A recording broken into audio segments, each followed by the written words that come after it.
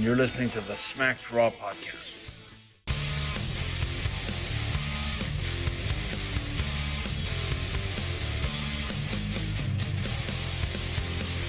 What? Okay, well, has this always been a thing? Where have I been? Hey everybody, welcome to the Smacked Raw podcast, AEW All Out Recap. We are your hosts, Kyle Tyson and the lovely Katie Baby. Baby. Man, thank you guys for joining us tonight, man. We're a day late on the show. Not gonna lie, 5 hours of AEW, a little too much to drink, some family drama made it very hard to record immediately following the show. But here we are, a day later. Maybe we'll actually have a better produced show because we had some time to soak it in, feel how we, really get some time to think about how we really feel about how that show went down. You guys, we are live right now on twitch.tv/The Standing Streamer, where you can catch us Monday, Wednesdays, and Fridays. Of course, you can catch Putting You Over on Tuesday, Thursday, Saturdays. Make sure you subscribe so you never miss a live show. And in case you do, we're over on YouTube at youtube.com/the, or not the, I've been doing the show for over a year. I don't know why all of a sudden I want to put the in the name. youtube.com/Smacked Raw Podcast. And then the audio version's fucking everywhere. You guys can find us, honestly. We're all over the internet now at this point, which is actually pretty cool. Lastly, we're the exclusive recap show for WrestlingNewsWorld.com. Check them out. Make them your homepage for all your wrestling news and interviews. And, if you want to support the show, come check us out on Patreon. Patreon.com/Smacked Raw Podcast. We're doing this thing. We got sticker packs, t-shirts, got a lot of the good stuff. We're bringing back UWO very soon. You can submit video unpopular opinions onto that. That'll be a lot of fun. Or just general video questions, and we'll incorporate them on shows that kind of relate to what you're talking about. And we'll plug your stuff at the $25 tier, like we are doing with D-Rod. D-Rod. D-Rod, I'm sorry, man. Look, I forgot your Twitch channel. Can you throw it in the live chat for me? I know it. You know it? Twitch.tv/DRod2222. There we go. Thank you. He live streams WWE 2K20. Check him out, man. He's a lot of fun, actually. Don't let him know I told you that, because D-Rod's kind of a pussy. I hate him. Even though he's in the chat, yeah. Is he in the chat? Yeah. Oh, shit. Hey, D-Rod, what's up, man? So, anyways, All Out. All out. That was All Out. Oh, I'm just messing with D-Rod. I love him. That dude trash talks me 24/7. I have to give it back. That's true. Yeah. It's very fair. You gotta give it back. Shit, man. All Out. Here we are. Almost like I've been avoiding this recap. I'm not gonna lie. It's daunting how much stuff took place on this show. It's a lot. It was a 5-hour show. Like... so long. For a company that prides itself on listening to the fans, you really missed the message that we like shorter pay-per-views. 2 to 3 hours. Like 3 hours is like the safe zone for a good pay-per-view, in my opinion. Mm-hmm. Might be able to do something with 4 hours, but I'm not gonna lie. I love AEW. 5 hours is too much. It's basically like WrestleMania from like 2 years ago. Yeah. Really Just was, man. Long. And every time I was like, okay, main event time. I was like, oh, another match that I just completely forgot about. Mm-hmm. Yeah, man. Let's get into it. So we had two. We'll skip the banter that was on the kickoff show. I really didn't think of anything of note. But there was 2 matches on the buy-in, I believe it's called, which is, of course, the free YouTube stream for an hour. You had actually before that, I'm sorry, I like to make an overall glossy statement of the show. Besides it being 5 hours, we had a night of legitimate scary botches that took place. Mm-hmm. Matt Sydal, Darby Allin, and of course Matt Hardy. All three had a very, very rough night. Varying rough. Matt Hardy obviously had the roughest night. I think Yeah. Seidel and Darby Allin, although they had some scary spots, I think word have come out that they're okay. But yeah, never. Usually a pay-per-view, it'd be shocking to see like one spot look kind of scary. So to have 3 in one night really sets a tone for the overall evening, and unfortunately does affect my overall opinion of the show. But back to now going into chronological order. Janela ended up winning a match against. Go ahead, help me out with his name again. Serpentico. Serpentico. Jesus. I don't even know if I'm saying it right. Let's be real. I think you are. But Serpentico, they had a decent match. He hit Serpentico with an elbow drop at the end of the match. At one point, Luther tried to interfere, but was taken out by Sonny Kiss. It kind of gave all 4 guys a nice little showing, nice little kickoff. One of the things, though, that I've noticed is Janela feels like so far on the AEW roster to have one of the lowest ceilings at the moment. I wouldn't say Marco Stunt low, but one of the lowest ceilings. Yeah, like I think they just don't know what to do with him. Like he's been all over the place. That, and he doesn't strike me as where everyone else gets booked strong, his wins feel like he barely scrapes by. Yeah. Yeah, it's interesting. I had an idea last night, and I've lost it, but I had an idea of something to do with him. Maybe it'll come to me throughout the show as we recap it. But yeah, Janela just strikes me as a difficult person to book. Serpentico seems like he has when they want to pull the trigger with him, I'm sure they'll have a lot of fun stuff that they can do with that guy. Oh yeah. Yeah. And then probably becoming my favorite tag team on the roster, John Silver and Alex Reynolds of the Dark Order took on the Private Party to have an awesome match. And although Private Party won with gin and juice, I think Silver and Reynolds came out looking better on this.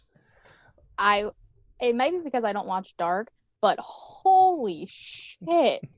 John Silver can go. Yeah, man, it's nuts, dude. Especially if you watch him on Being the Elite. Like, you never expect that dude to be a badass in the ring, man.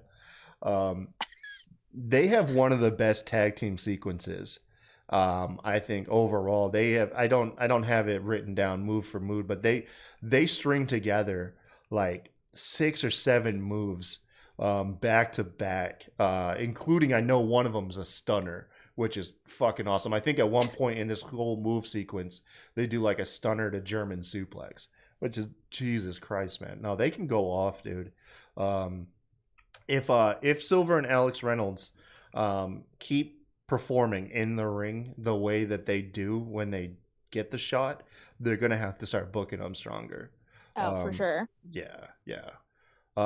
So then we kicked off the main show, which my stream messed up for a good bit. So I did miss the majority of Britt Baker and Big Swole's like cinematic-esque match in the dentist office. How did this go? I mean, I don't know if it was meant to be more so like a comedy match, but I found myself just being like, what the fuck is this? Like laughing about it.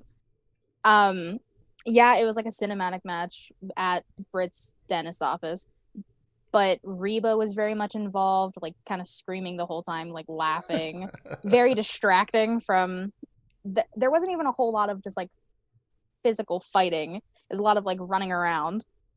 And at one point, I think Britt tries to grab like a Novocaine needle and like stab Big Swole with it, but she ends up stabbing her own leg.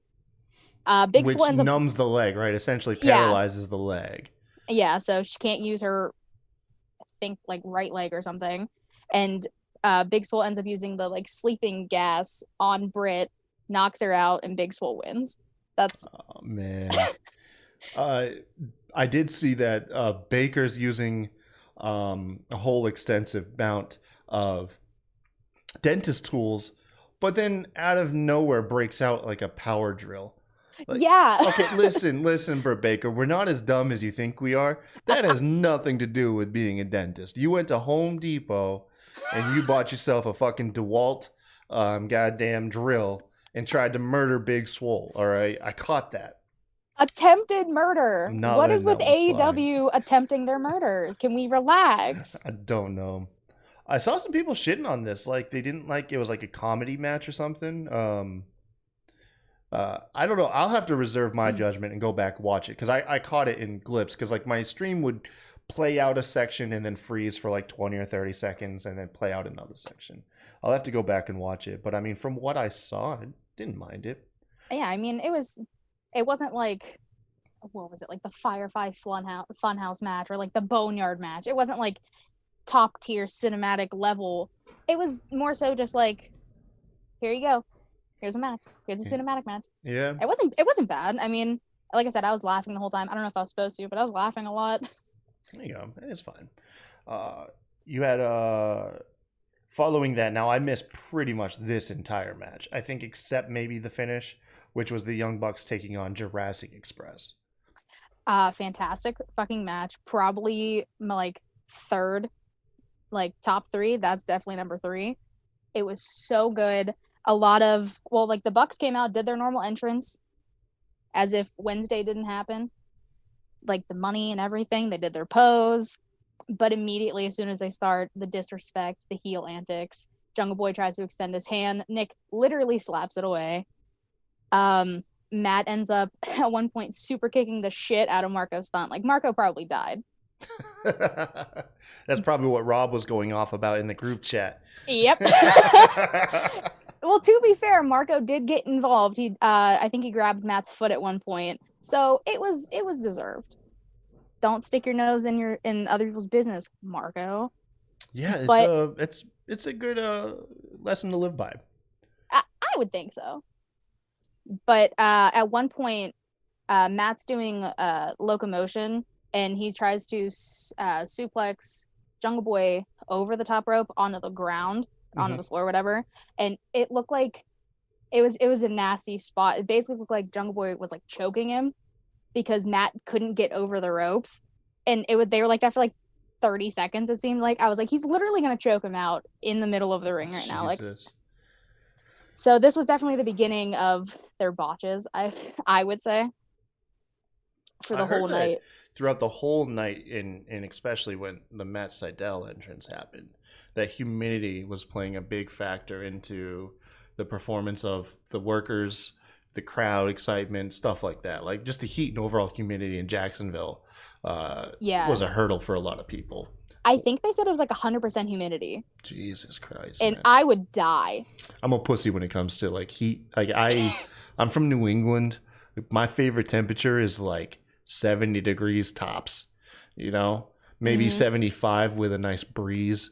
But like, nah, you hit 80 degrees and I'm fucking miserable. Like, I am, man. I am. Unless I'm like around a body of water where I can like swim or something. No, I'm such a fucking pussy. I hate the heat too, so it's okay. I understand. Yeah. But then I also hate snow, so I'm screwed either way. Oh no, I'm at home in the cold. All you have to do is put clothes on. That's it. Just I like fucking the cold. put some I don't layers, like the man. snow. There's a difference. I'm fine being cold. Like I have my room cold as hell when I go to sleep because it makes me comfortable. But no, I don't do snow, especially driving in it. Fuck that. Fuck that. I hate it. It's fine. But I mean, all four guys in this match, fantastic. At one point, Nick super kicks Luchasaurus off of the turnbuckle or whatever, and he stands in his place and he reaches for Jungle Boy. He's like, Jungle Boy, give me the hot tag. I was like, Nick, you prick, what are you doing? Basically bringing it back to being the elite. Yeah. Because I think Nick asked Jungle Boy the question, if there's a hot tag, who do you give it to, me or Luchasaurus? Oh shit, man. I love how they tie continuity into that channel, man. Fucking genius. I know. You guys really need to, like, if you're not watching Be the Elite, you have to watch it.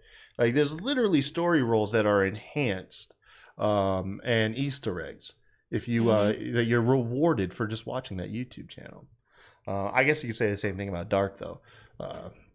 Yeah, we don't watch. We don't I watch. know. Dark. I gotta fucking watch that stuff. God damn it, man. I was doing good for like the first like 3 weeks, and then I just forgot. I'll watch it tomorrow. No, because NXT is on tomorrow. God damn it. No, tomorrow's Monday. Is tomorrow Monday? Mondays are all fucked up over here. Like they are. I'm used to doing a recap on Raw like that, so that's what this feels like is the Raw recap to me. So that's true. Yeah. Anyways, back to it. How did the finish go? Bucks hit the BTE trigger on Jungle Boy and get the win, and then they kind of just leave. Sweet. Then that was it. Saying ouch, all out feels like Raw. It just my recording schedule, okay? Don't read into it like that, asshole. Now I did catch the Battle Royal. The Battle Royal was sloppy. I do like how it's structured now. You get waves of competitors, and then you get the surprise entrance at the end. That surprise entrance happens to be Matt Sydal. You guys have seen the memes. You've seen the pictures by this point. Matt Sydal comes out, hits a guy immediately with a flying knee, goes up for the first spot in the match as a shooting star press, slips, falls on his fucking head. And poor guy. Yeah, so your initial thought was like, well, ouch, that sucks. My opinion now, I guess one of the things, having a day to think about it, it's almost better that it happened. And hear me out. Because Matt Sydal didn't win the Battle Royal. That's true. And we've seen a million shooting star presses. So the moment wouldn't have been as memorable had he just hit a shooting star press. So he makes more of an impact botching and leaves a much larger impression with that botch, I think, than had he actually landed his move. So I almost think, it's in a weird fucking way, him botching has done him a bigger favor than had he had just stuck the landing on a shooting star.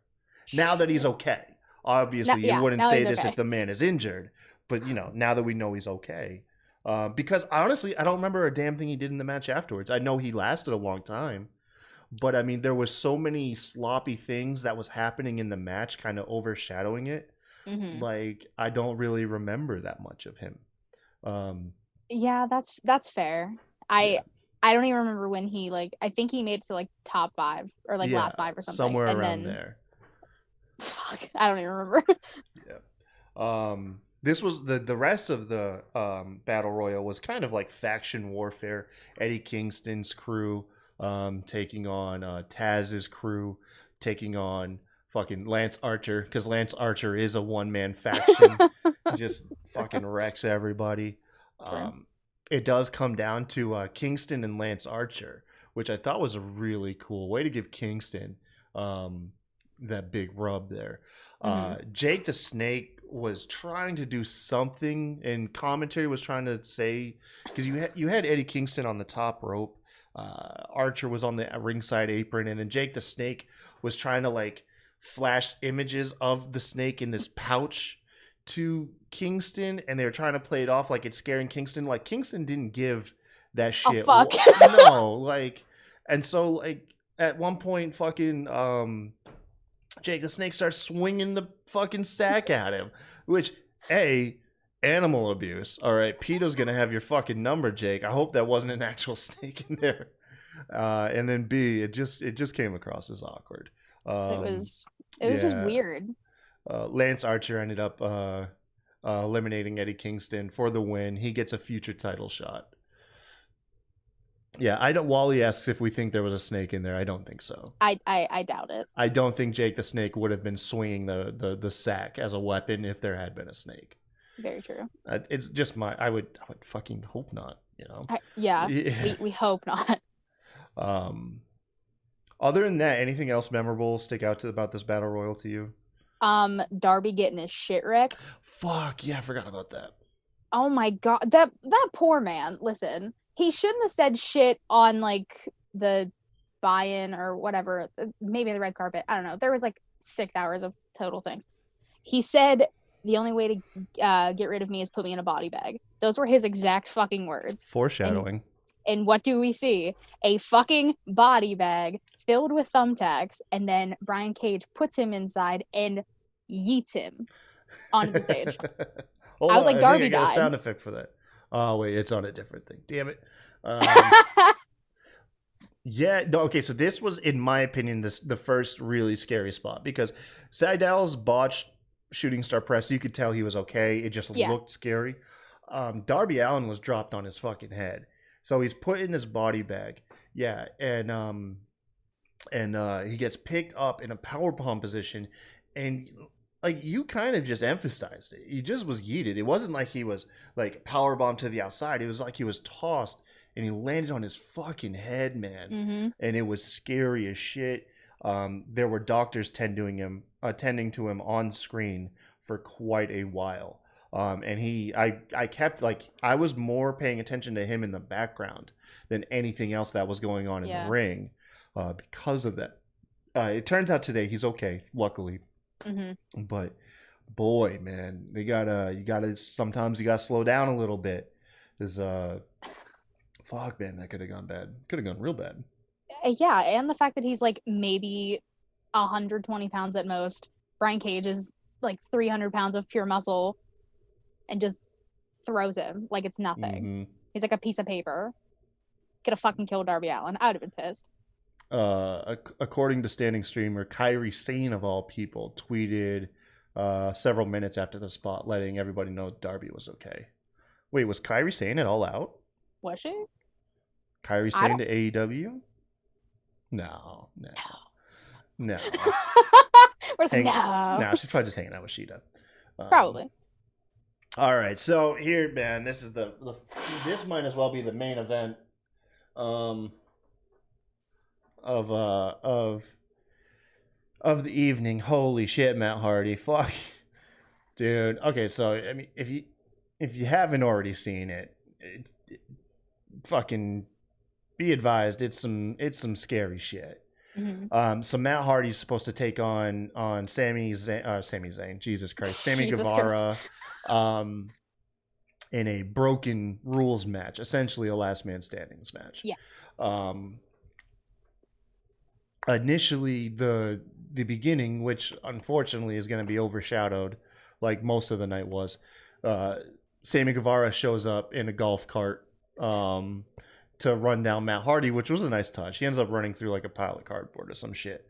But the very next spot is they climb up on a scissor lift, and there's a spot where Sammy spears Matt Hardy off of it about 15 feet, and they're supposed to go through these merch tables, and they only hit one of the two, and Matt Hardy's back of his shoulders and his head hits the fucking concrete. He's out cold. If you've ever watched UFC or some fight videos and you've seen somebody legitimately get knocked out, it's a hard thing to imitate. Matt was fucking out, man. Mm-hmm. Last time you saw somebody this out, I think, was Enzo Amore when he got knocked out in their him and Big Cass's debut match against the Vaudevillains. Yeah. But it got fucking really bad. So Matt's laid out. Aubrey throws up the X immediately, which I didn't take it that AEW would use that as a story role. I took it as legitimate right away, which ended up being. And it takes about 45 seconds, it feels, for Matt to come to. And then he, all of a sudden, I guess gives a cue to Aubrey, like that he's okay, because Sammy yells for her to start counting. So now they're playing like the match is continuing still. Matt doesn't even get to his feet. By 9, Sammy Guevara literally has to pick him up, which there's the sequence of Matt Hardy just continuing to fall down because he's got a concussion. Like, he legitimately has a fucking concussion. He can't stand up. Aubrey's seen enough. She throws up the X, literally looks down the camera lens and waves the match off. Like, we're fucking done, folks.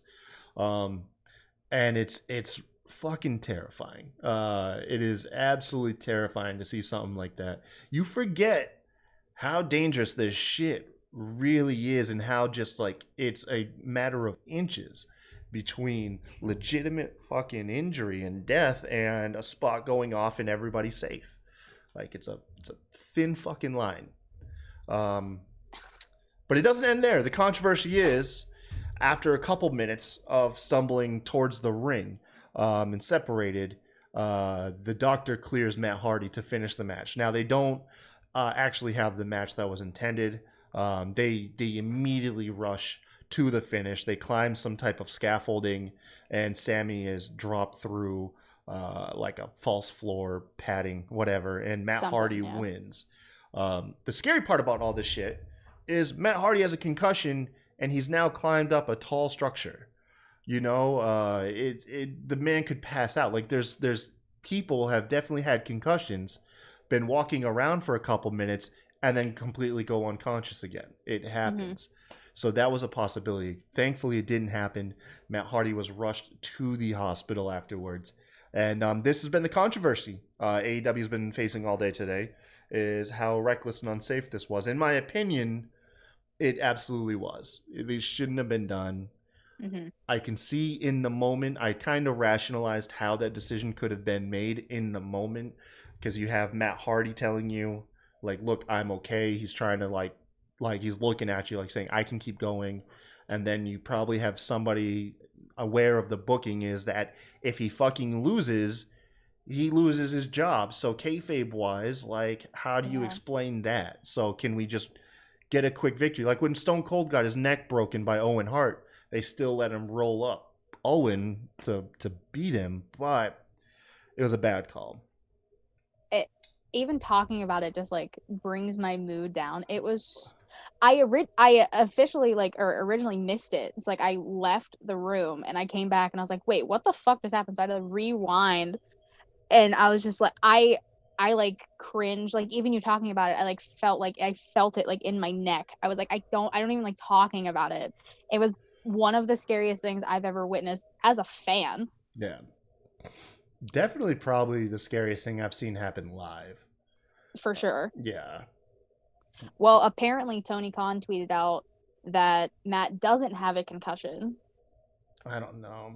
I have to see the official reports, because Tony Khan, they said that Matt passed the concussion protocol or whatever in the moment, and then Ruby, his wife, tweeted out that, you know, he was, as of like this afternoon, he was still in the hospital. Yeah. And Ruby tweeted out that he 100% has a concussion, which I guess she's deleted that tweet since.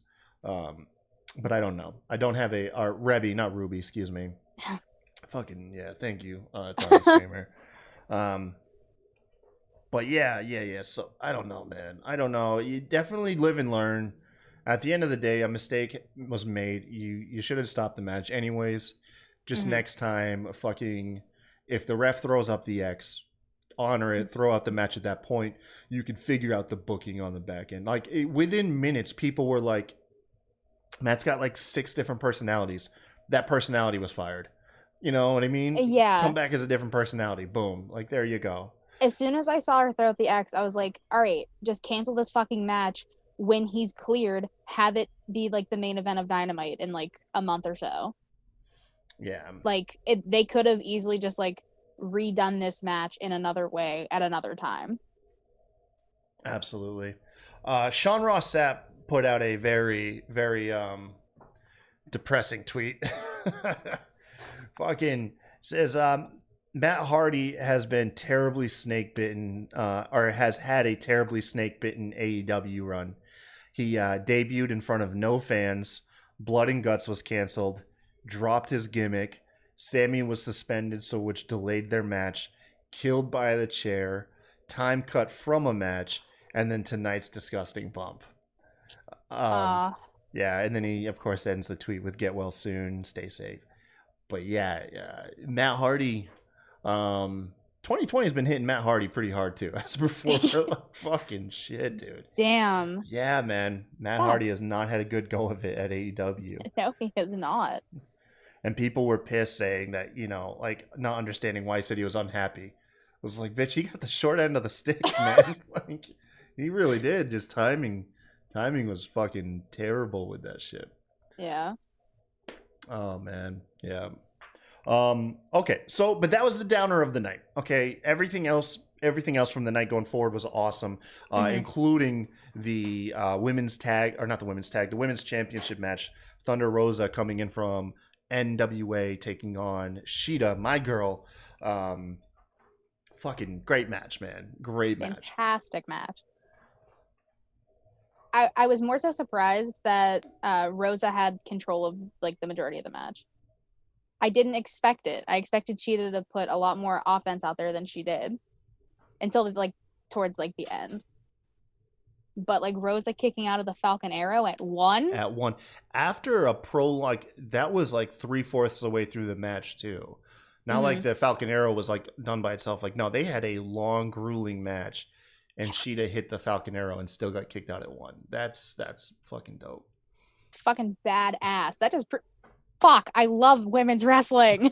I liked Sheeta set up the chair on the outside for her running knee that she does, and Rosa beat her to the punch, and she did like a running jump kick into Sheeta. That was a really cool touch. Good scouting. Yeah. A damn good match. It was. To my surprise and my delight, Sheeta did end up retaining with a running knee. They easily, this match, they left everything in the ring. Like Sheeta at one point, like right at the end, struggled to get Rosa up on her shoulders, and it dawned on me, like, yeah, they're human beings, man. They have to be exhausted. They've had a grueling match. Streamer says Sheeta went over and Rosa got over. Yeah, perfectly absolutely. I've heard that AEW or Tony Khan is reaching out to what's his name from Smashing Pumpkins, who owns I don't know his name is. NWA to try and get Rosa on AEW more. Yeah. Billy Corgan, thank you, Tommy Streamer. Tommy Streamer over here with many saves tonight. Thank you, Tommy. Wow, God bless. Yes, sir, man. No, awesome women's match, man. Awesome women's match. How do you feel about AEW's first wedding? Come on, it ain't pro wrestling if you don't have a wedding on your show. Literally, I was like, I didn't know we were watching, like, we were going to watch an episode of Raw. Like, what the fuck is going on? I don't know how to feel. Obviously, knowing the history of weddings and pro wrestling, something is going to go wrong. Yeah, and you look at the characters involved, Kip Sabian and Penelope Ford, and whoever his best man may be. Yeah, so that's the catch. Is the whole hook here is Kip Sabian and Penelope Ford announced they're getting married. We're going to have an on-air wedding, but before a wedding, there has to be a bachelor party. And if there's a bachelor party, there needs to be a best man.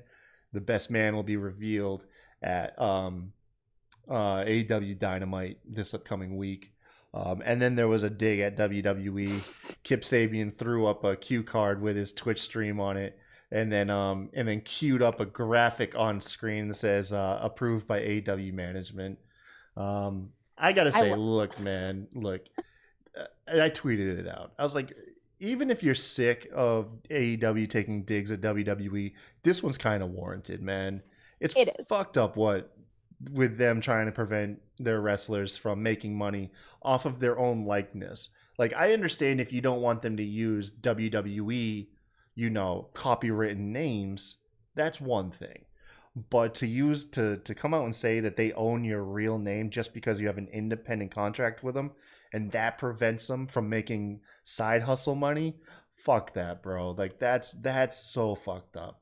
It genuinely pisses me off because this is the newest generation of superstars to reach out to fans and get a better understanding with their fans through Twitch, through Cameo. And Vince said, nah, fuck you guys. I own everything about you. It's seriously so fucked up. I hate it. And this dig at WWE was well earned. Yeah. I applauded. It's I own everything about you, but you don't technically work for me. You're not technically an employee, but I do own you.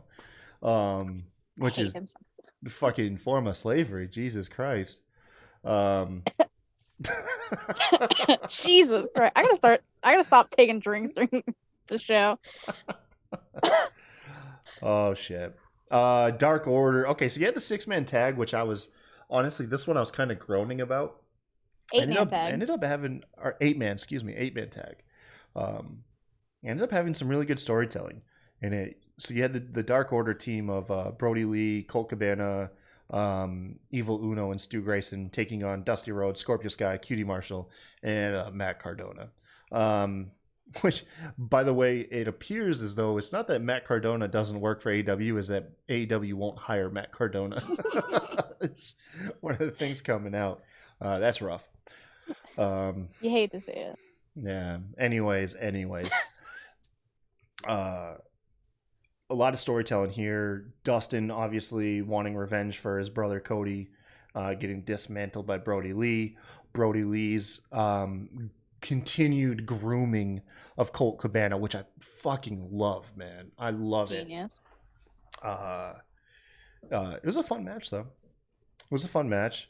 Brody Lee, beforehand, let me just notate before the win. Dustin still has one of the best hot tags in the game. True. Dustin can move fast, dude. Dustin Rhodes, man. He can move fucking fast. But Brody Lee does his discus lariat to Dustin Rhodes. Yeah. And he tags in Cabana to go ahead and get the winning pin. He hands him the victory.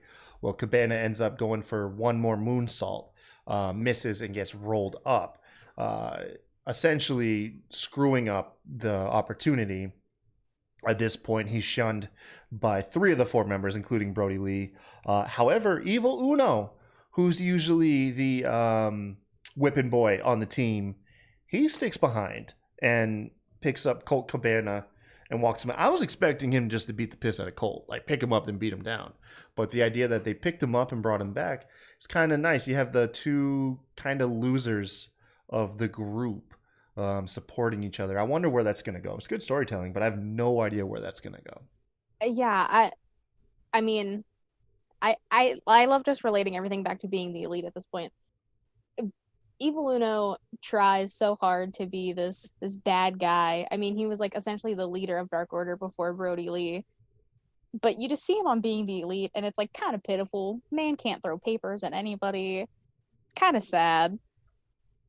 So I can't throw papers. You have to watch Being the Elite to understand that reference. He cannot throw papers. I'm trying to get people to watch Being the Elite, damn it. But I don't think I necessarily expected him to beat down Cabana. I definitely didn't expect him to like help him like literally out of the ring. I thought it's definitely gonna play an interesting dynamic between him and Brody Lee. Mm-hmm. So I'm more so excited about where that's gonna go. Wonder if it's gonna be this whole Colt Cabana will be outcasted, but Uno will be like the child that won't stop trying to take care of the like stray puppy dynamic, and Brody Lee will give him the ultimatum, tell him he's got to take him out back and put him down. Jesus Christ. That's where my mind just goes. I'm just wow. Just spitballing it. Oh gosh. So probably to a lot of people, one of, if not the match of the night preceded this, which was the tag team championship match between FTR and of course Kenny Omega and Hangman Page. The story of the match is 2 great singles wrestlers taking on the team of a well-oiled tag team. And it did result in a lot of like isolation of Omega and Hangman Page, getting the ring cut off, getting them beat down. Quite a long match though. I don't know if it was just how long the show was, how much tequila I drank. I actually they kind of lost me in the middle for a little bit. And then of course picked me back up towards the ending. Yeah, I mean, me and you talked about it. I also was drinking during that match, ironically enough. Crazy. I was just like staring at my computer. I was just like, this match is still going on. And I kept checking. I was like, we're not even a half an hour into this match yet. How? Like Yeah. the beginning had me hooked. I was ready, but it kind of just like leveled off. And then as soon as like Kenny misses a knee in the corner, that's immediately when it started picking back up. Yeah. Yeah, and it came down to a miscommunication. Kenny Omega was able to avoid an accidental buckshot lariat from Hangman Page.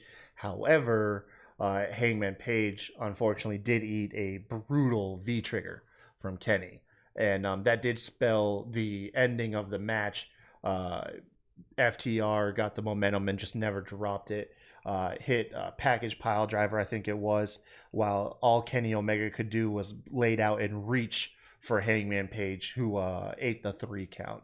And you have new WWE champion. Jesus. I was literally thinking of the thing I was going to say after this. You have new AEW tag team champions in FTR.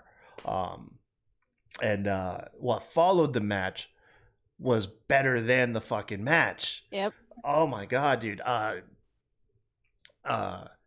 So at first, Hangman Page is holding himself up on against the ropes, and Kenny Omega grabs like a fucking stand, or like almost like a chair, almost like a folding table. That's what it seemed like. It seemed like a fucking TV table, like you know, like one of those like little collapsible little table you bring in the living room.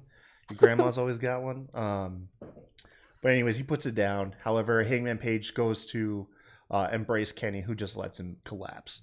And then he immediately leaves through the heel tunnel and runs into the Bucks backstage. He's making his way to the parking lot. And he says it's time for a clean break. And things need to go back to the way they were. And he's asking the Bucks if they're coming. And ends up getting the SUV driving off, which was a really cool touch, man.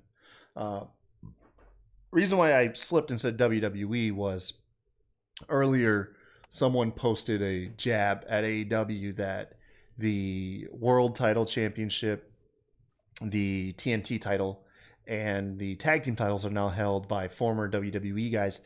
I don't know if I ever considered FTR to be really WWE guys, though. They really tried to like buck the norm of WWE and really get WWE to change their ways, which they didn't. And so obviously they protested and left the company.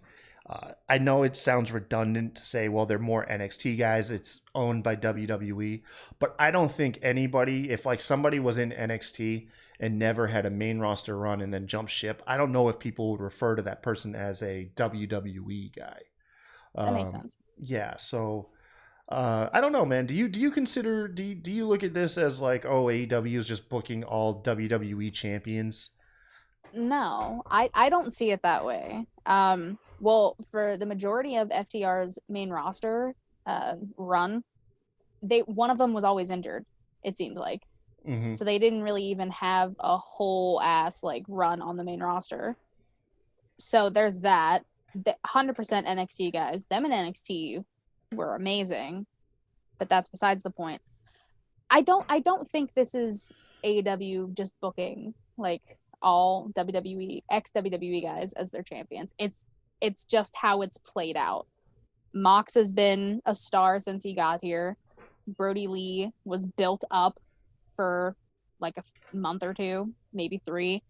And FTR was the hottest tag team to come into AEW. It just so happens that they all came from WWE. That's my take on it. Not to mention the majority of talent cuts their teeth in other areas. You look at the wealth of talent makes up WWE's main roster, and a good like 30% of them come from fucking TNA Impact, you know. Or Ring of Honor. Yeah, and then of course you got Progress and MLW. Like you have guys from all over the world making up the majority of WWE stars right now. WWE, if anything, has very few homegrown talents themselves. Everybody has to come from somewhere. Rarely, do you have a majority of your roster built up around people who started their career and are at the peak of their career all in the same promotion. So I don't know. It's just people being people. Yep. A nice palate cleanser. between all the serious matches and, you know, between that match and the main event, Chris Jericho's match made so much more sense because of its placement in the show. Yeah. Thought it was perfect to break up that long, grueling tag team match. And then, of course, the main title match between Mox and MJF. You have the Mimosa Mayhem match with Jericho and Pockets.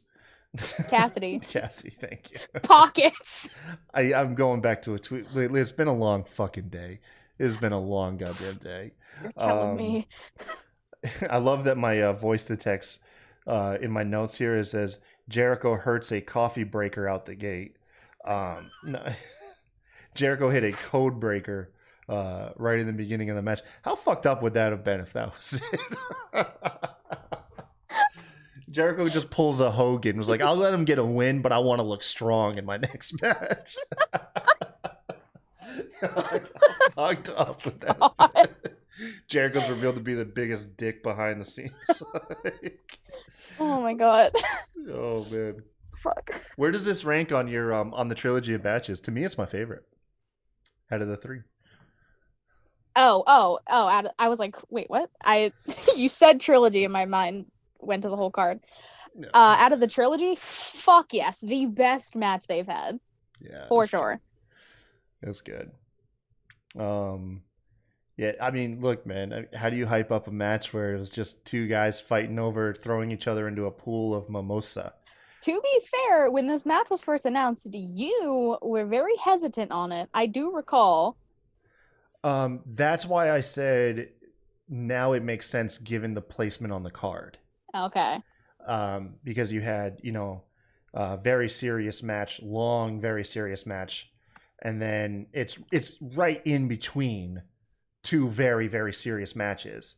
So it breaks the mold, it breaks the tension, and it gives a change of pace. So just where it falls on the card, actually, I think now to me it makes sense. Mm-hmm. And that's just stuff I didn't predict when I first heard it. I didn't take into consideration. So I'll take that. I'll take that L. But it was good.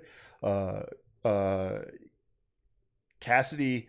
Okay, so I will say one thing that was really stupid is at one point Jericho pulls Cassidy up into a powerbomb position and has him positioned over the vat. Literally just needs to fall forward. But because Cassidy punches Jericho in the head, causes him to turn around and powerbomb Cassidy through a table instead. That made zero fucking sense to me.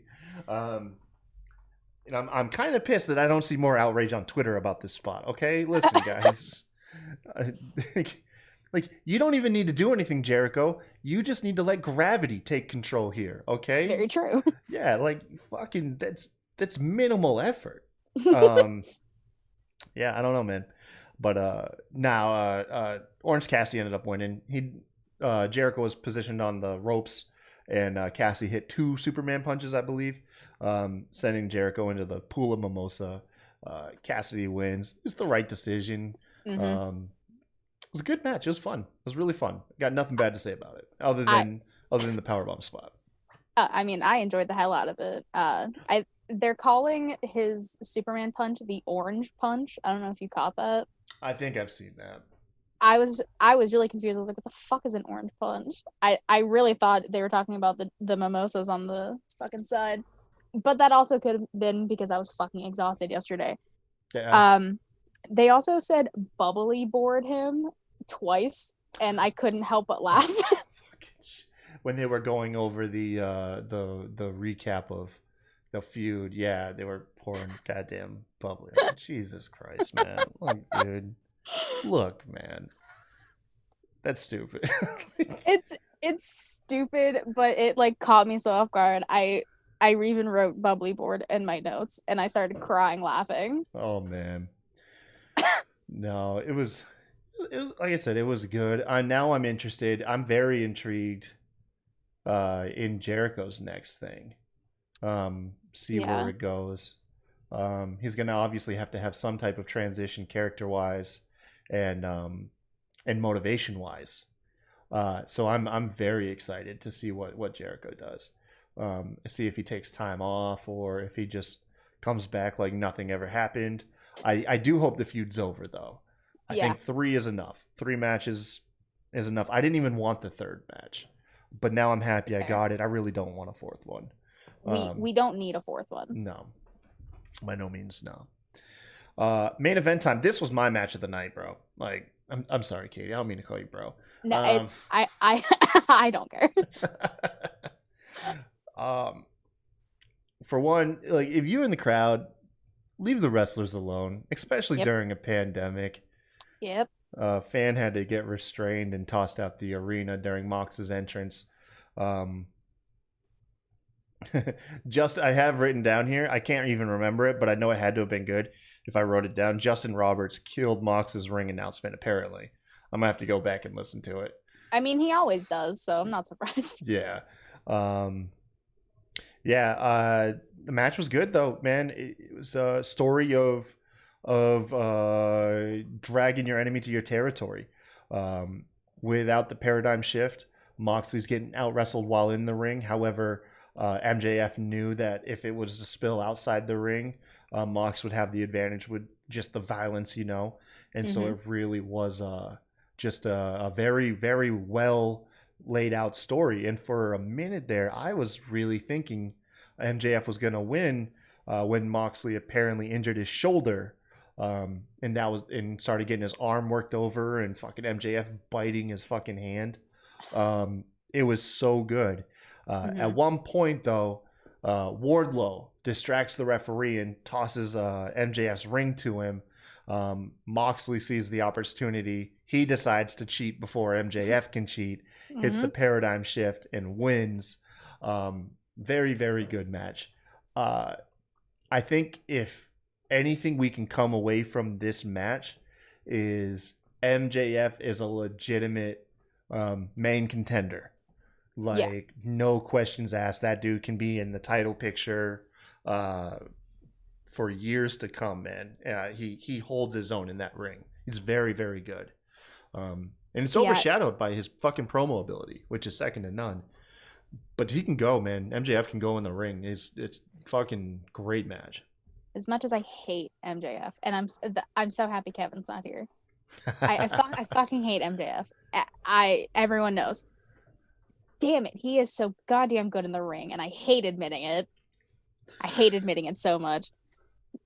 But he is so good, and like we've talked about it. Once him and Jungle Boy are like primed and ready, their feud, and it's gonna be fucking incredible. Hell yeah! No, I believe so too. I can't wait to see MJF and Jungle Boy have a proper feud. I think that's like the future. Like Rock and Stone Cold, potential of AEW.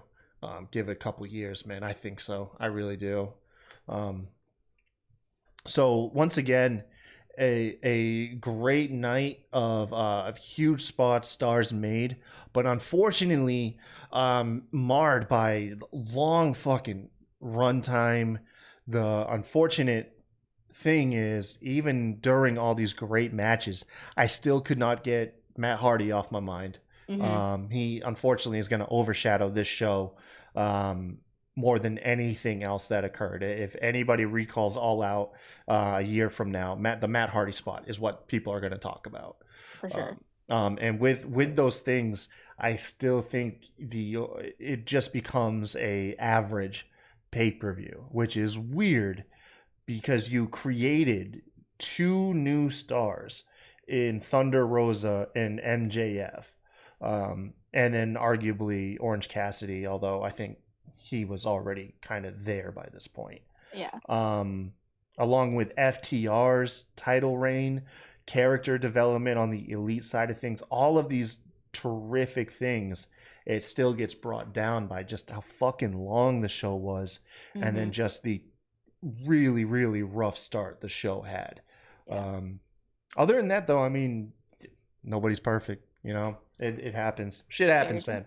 Shit happens. Thank you guys for joining us tonight. Katie, do you have anything you want to say about the show before we get off the air? I I feel like I had something to say last night, but now I don't even remember. Yeah, I mean, you basically said it. Like, it was an okay pay-per-view. It wasn't their best. It's definitely not the worst pay-per-view of 2020 alone.